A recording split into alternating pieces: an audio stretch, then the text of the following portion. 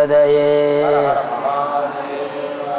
ஜானகீகாந்தஸ்மரணம் சத்குருஸ்வாமினः ஆஞ்சநேயஸ்வாமினः வந்தே காஞ்சனவஞ்சனாமிருகரிபும் வந்தே தரஸ்ரேயசே கிந்தேவைரிதரைः பிரபன்னபரணே சந்தேககிருத்நॄணாம் விந்தேயம் யதிதான் விமூಢ இதி மாம் நிந்தேயுரார்யான கிம் கிந்தேயம் கிமதேயமித்யவிதுரம் தந்தேஹினாமிஷ்டதம் வந்தே காஞ்சனவஞ்சனாமிருகரிபும் வந்தே தரஸ்ரேயசே. ஸ்ரீஹப்பதியான பரமாத்மா ஸ்ரீனிவாசன் பதித பாவனாய் ஸ்ரீராமனாய் அவதாரம் பண்ணி பகவான் எவ்வளவோ அவதாரம் பண்ணியிருக்கான்னு சந்தேகமில்லை. ஆனால் பதித பாவனங்கிற விருது ராமாவதாரத்துக்கு மட்டும்தான் ரிஷியில் கொடுத்தாள். மீதி எந்த அவதாரத்துக்கும் இந்த சர்டிஃபிகேட் கிடையாது. பதித பாவனன்னு சொன்னால் எந்த அவதாரம் கேட்குற வழக்கம் இல்லை. பதித பாவனன்னு சொன்னால் ராமனா குறிப்பிடும் இந்த வார்த்தை. பதித பாவனன்னா என்ன அர்த்தம்? கீழே போயிட்டான் பாருங்க, யாராலையும் தூக்கி விட முடியாது அப்படிங்கிற அளவுக்கு பாபங்களும் அகாரியம் பண்ணி கீழே இறங்கிவிட்டானே, அவனை முதற்கொண்டு கையிலா கொடுத்து தூக்கி விட்டுடுறான் பிரபுவன். அனாயாசமாக தூக்கி விட்டுடுவான். அந்த அது அப்பேற்பட்ட நாமா, அப்பேற்பட்ட பிரபுவன். அதனால தான் தாரகராமா தாரகராமான்னு பகவான் நாமாவை சொல்கிறோம். பதித்த பாவனன் பதித்த பாவனன்னு ராமனை சொல்கிறோம். எவ்வளவு கீழே போயிருக்கட்டும், எவ்வளோ பாவங்கள் பண்ணியிருக்கட்டும், ராமநாமாவை ஜெபம் பண்ணா போகிறோம், ராமாயணத்தை சிரவணம் பண்ணினா போகிறோம், ராமனை உபாசிச்சா போகிறோம், தானே அனாயாசமாக தாண்டி வச்சிருவான் சுவாமி. கிந்தே ராமனுக்கும் தெரியாதது ஒன்று உண்டு நாள் ராமத தீட்சாள் சொல்கிற போது, சர்வஜனான பிரபு ராமனுக்கு ஒன்றே ஒன்று தெரியாதான். அவிஜானதா சஹசிராம்சு விதாதா கிருதலக்ஷணா. விஷ்ணு சஹஸ்ரநாமத்தில் அவிஜாத்ரேன் மகான்னு ஒரு அர்ச்சனை. விஜாதானா சகலமும் அடைந்தவன், சகலம் தெரிந்தவன் அர்த்தம்.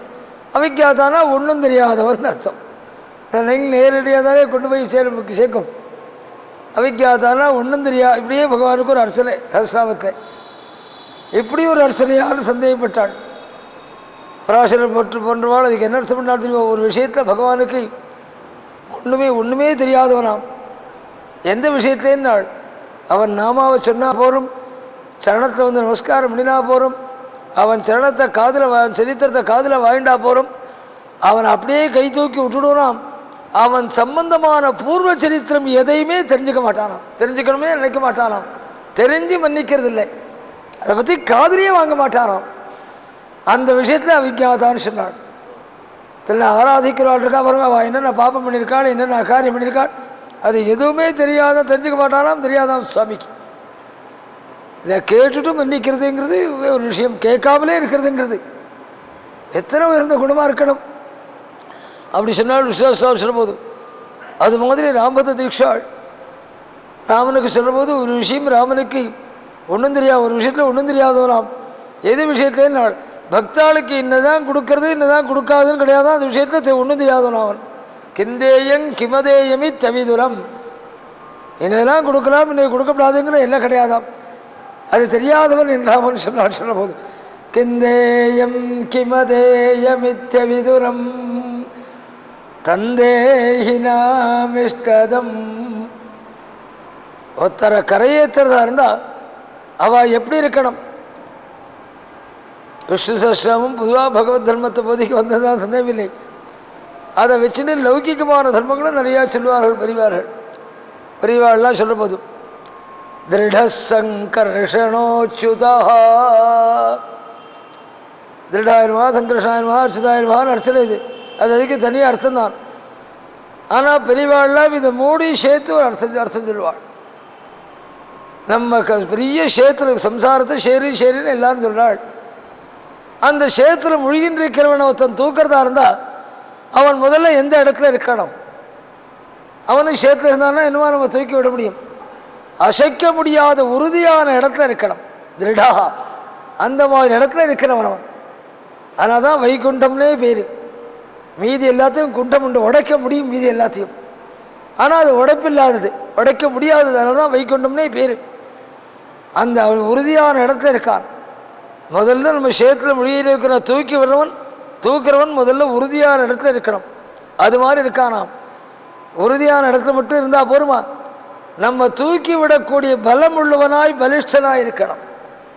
சில பேர் தூக்கிட்டு பாதியில் விட்டுவிடுவார். தூக்கிட்டு பாதியில் விட்டால் இன்னும் வேகமாக உள்ள போய் சேருவோம். அது மாதிரி பண்ணினால்னா என்ன பிரயோஜனம்? பிரபு சங்கர்ஷனஹா, கடைசி வரை நம்ம தூக்கி விட்டு காப்பாற்றக்கூடியவனாம். கிருஷ்ண மாதிரி பாதி தூக்கிட்டு கையை விட்டுவிட்டா என்ன பிரயோஜனம்? அச்சுதா, கைவிடாதவன். இந்த 3 நாமாவையும் சேர்த்து அர்த்தம் சொல்வார்கள் பெரியவர்கள். உறுதியான இடத்துல இருந்துட்டு கை தூக்கி விட்டுட்டு பாதியில் கைவிடாமல் அப்படி இருக்கிற பிரபு அவன். அதனால தான் அந்த 3 நாமாவையும் பக்கத்தில் அமைச்சாள் அப்படின்னு அர்த்தம் சொல்வார்கள் பெரிய சொல்லும்போது. அது மாதிரி பதித பாவனன்னு சொன்னால் கீழ்நிலையில் வந்தவாளெல்லாம் கை தூக்கி விட்ட பிரபு அவன். காக்காய கீஷாயச்ச ராட்சசாயா, காக்கைக்கு அனுகிரகம், ஒரு குரங்குக்கு அனுகிரகம். ஒரு கவி சொன்னான், ரஹீம்னு பேர். அதாவது அக்பர்கிட்ட சேனாதிபதியாக இருந்தவனுக்கு ரஹீம் கானான் பேர். சரித்திரம் படித்தவாளுக்கே தெரியும். அவனுடைய சேனாதிபதிக்கு இதான் பேர், ரஹீம் கானான் பேர். அவர் ராமனை பற்றி ஒரு காவியம் பண்ணியிருக்கார். அவர் அந்த சேனாதிபதி அந்த காவியத்துக்கு ரஹீம் காவியம்னே பேர். அப்படியே பேர் வச்சிருக்கார், ரஹீம் காவியம்னே பேர். முஸ்லீம் ராமனை பற்றி பேசியிருக்கார். இது ஒரு அதிசயமே இல்லை. ஒரு கிறிஸ்டியர் 63 நாயன்மாரை பற்றி கதை எழுதியிருக்கார். அற்புதமாக எங்கே பிறந்தாள் என்ன ஏது என் மருமானுக்கு தெரியும். அந்த புஸ்தகம் தன் மருமானுக்கிட்டே இருக்கு. ஏன்னா அவள் உடம்புல ஓடுறது ஹிந்து ரத்தம் தானே. ஏதோ பணத்துக்கோ ஆசைக்கு பலியாக போகிறவாழ வாழலாம். உள்ளூர் அந்த உணர்வு இருக்கு பாருங்கோ. கிறிஸ்டியர் ஒருத்தர் 64 நாயன்மாரை பற்றி எழுதியிருக்கார், 63 நாயன்மாரை பற்றி. அது மாதிரி ரஹீம் ராமனை பற்றி ஒரு காவியம் பண்ணியிருக்கான். அந்த காவியத்துக்கே ரஹீம் காவியம் பேர். அதில் சொல்கிற போது அஹல்யா பாஷாணா பிரகிருதி பசுராசீத் கபிச்சமோ கோபூச்சாண்டாளா திருதயமபி நீதம் தவ பதம். ராமா, மனுஷனுக்கு அனுகிரகம் பண்ணுறதையும் எத்தனையோ இருக்கு பார்க்கலாம். ஆனால் உன்னுடைய அனுகிரகம் அந்த எல்லையெல்லாம் தாண்டி போயிருக்கு. கண்ணில் பட்டவாளுக்கெல்லாம் நீ அனுகிரகம் பண்ணியிருக்கா.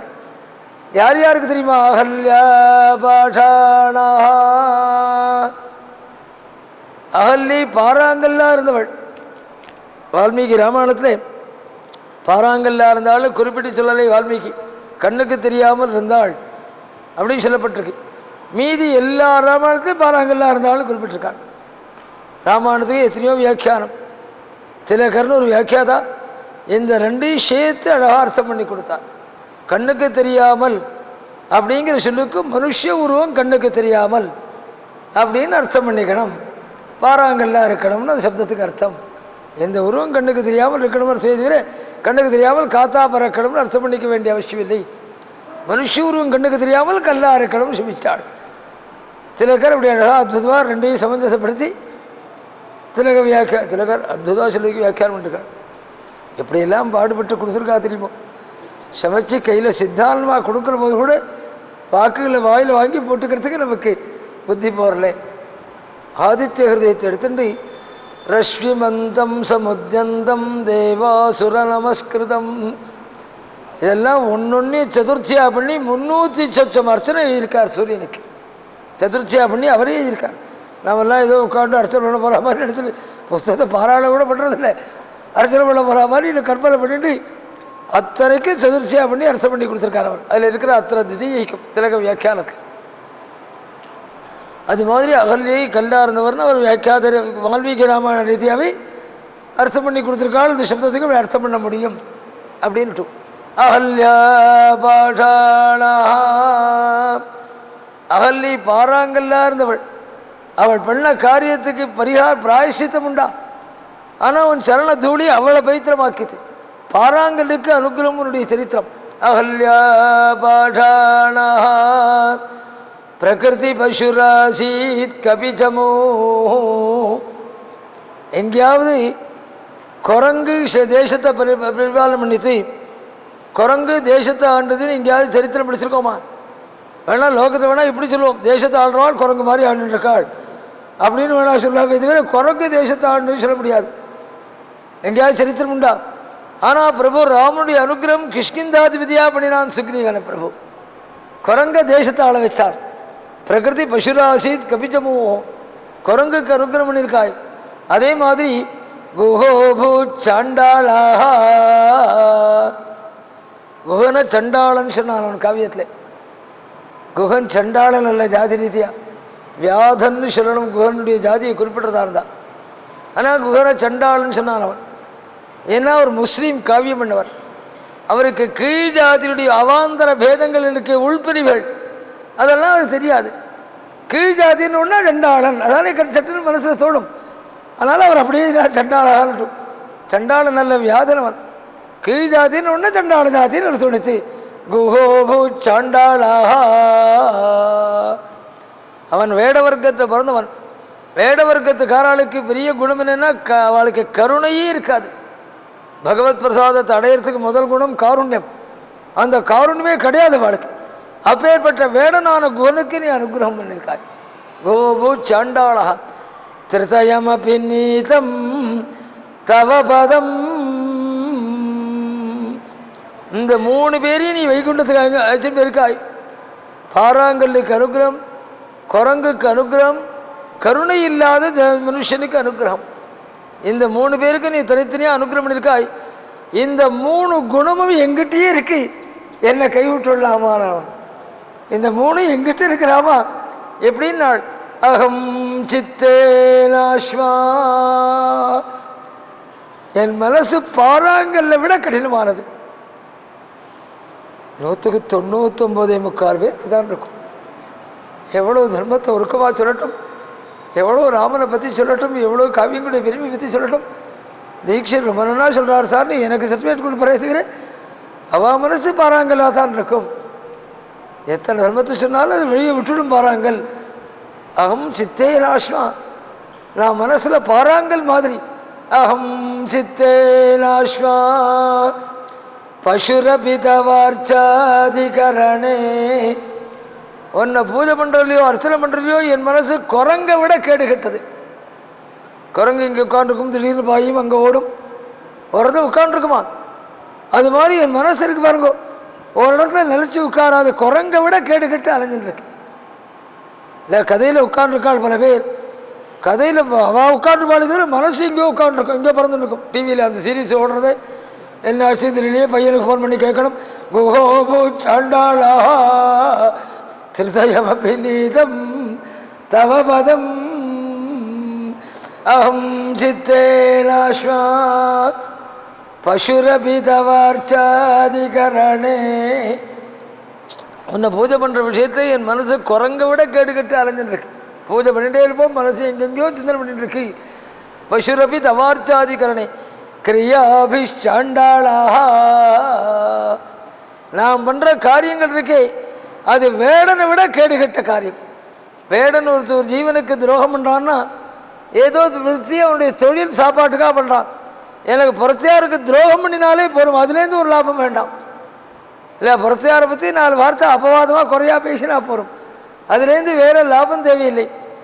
இந்த 3 நீ தனித்தனியாக இருந்து அனுகிரகம் பண்ணியிருக்காய். இந்த 3ம் எங்கிட்ட இருக்கு, என்னை கைவிட்டுள்ளாமான்னு சொன்னார் ரஹீம். ராமனை பார்த்து சொல்ல போது அது மாதிரி பாராங்கலுக்கு அனுகிரகம், குரங்குக்கு அனுகிரகம், அப்படி எல்லையெல்லாம் தாண்டி அப்படி அனுகிரகம் பண்ணின. ஒரு அவதாரத்தை பார்க்கணும்னா ராமாவதாரத்தை தான் பார்க்க முடியும். அந்த ராமாயணத்தை அற்புதமாய் தொடுத்து கொடுத்து வால்மீகி பரமானுகிரகம் பண்ணினாள். அந்த சரித்திரத்தை குஷலவாள் ராமனுடைய சன்னதியிலே ஆரம்பித்து எங்கே வேதியில் அப்படி கானம் பண்ணி வந்துருக்காள். குழந்தைகள் தசரதனுடைய சரித்திரம் சொல்லி சத்யபாஷ பத்தனாய் திணறி போய் நின்னான். அவன் கீழே விழுந்து பரல்றதை பார்க்குற போதும் விரிப்பில்லாத பூமியில் அன்றைக்கி தான் தசரதன் சரீரம் பற்றுகிறார் வால்மீகி சொல்கிற போது ஏயாத்துமே புண்ணியாந்தே தேவலோகாத் பரிச்சுதம். அப்படி திணறின் இருக்கான் ராத்திரி வளர்கிற மாதிரி தோணித்து அந்த சரித்திரங்கள் வரை பூர்வ சரித்திரமாக சொன்னோம். அன்றைக்கி உதயம் ஆகமாட்டேங்கிறதே ஆகமாட்டேங்கிறதே தோணின்னு இருந்தான். முதல்ல வசிஷ்டோ குணசம்பன்னா விமலே சுப நட்சத்திரே. அந்த சுப நட்சத்திரம் லக்னங்கள் வர்ற நேரத்தில் முதல்ல வசிஷ்டாச்சாரியார் வந்து சேர்ந்தாள். ராமாயணத்தில் அவளை பற்றி பேசுகிற போது அவளுடைய குணம் நன்னா தெரியும். வசிஷ்டாச்சாரியர் சிஷ்யை பரிவர்த்தஸ்தான். பல சிஷ்யாளோடு நூற்றுக்கணக்கான சிஷ்யாளோடு வசிஷ்டாச்சாரியால் வந்தாலாம் பட்டாபிஷேகத்து வேண்டியெல்லாம் எடுத்து வைக்கிறதுக்கு. ஏன்னா உண்மையான சிஷ்யன்கிட்ட அபிமானம் உண்மையாக அபிமானம் உள்ளவர் ஒன்றும் இல்லை. இந்த நாள் வாத்தியாராக இருந்தால் சிஷ்யனை கூப்பிட்டு எடுத்து வைக்க சொல்லிட்டு சமயத்துக்கு அங்கேருந்து ஸ்கூட்டில் வந்து இறங்குவார். அவள் எப்படி எடுத்து வச்சுருக்காளோ தகுந்தபடி பண்ணி வச்சுட்டு போய்டுவார்னு வச்சுக்கோங்களேன். ஆக மொத்தம் கடைசியில் வந்து சேர்வாள் இந்த நாள் வாத்தியார்களாக இருந்தால். அந்த நாள் வாத்தியார் இருந்து அவள் பார்வையில் சிஷ்யால் எடுத்து வச்சா அந்த கர்மானுஷ்டானமே நல்ல சாத்விகமாக நடக்க போகிறதுங்கிறது அடையாளம். சிஷ்யாவுக்கு கொடுத்து கடைசியில் வந்து இறங்கினாள்னா அது ராஜச சம்பந்தம் உள்ளதாக இருக்குங்கிறது தானே தெரியும். காலம்புரை எழுந்தணுன்னா முதல்ல வசிஷ்டாச்சாரியர் வந்து சேர்ந்தாலாம். சிஷ்யாலெல்லாம் எடுத்துகிட்டு வந்து அழகாக கலசத்துக்கெல்லாம் நூல் சுற்றி வேண்டிய வஸ்துக்களெல்லாம் எடுத்து வச்சு மேலே அதுக்கு வேண்டிய காரியங்கள்லாம் பண்ணணுமே. அதெல்லாம் பண்ணிட்டு இருந்தார் வசிஷ்டாச்சாரியர்.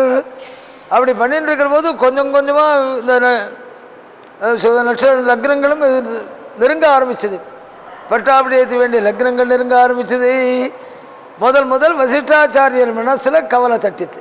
அவருக்கு தான் முதல்ல சந்தேகம் வர ஆரம்பிச்சது. மீதி பேருக்கெல்லாம் நான் வாட்டி வந்து சாப்பிட்டுட்டு காஃபி சாப்பிட்டுட்டு அலங்காரம் பண்ணி சுற்றின்னு இருக்காள். கவலை யாருக்கு வரும்?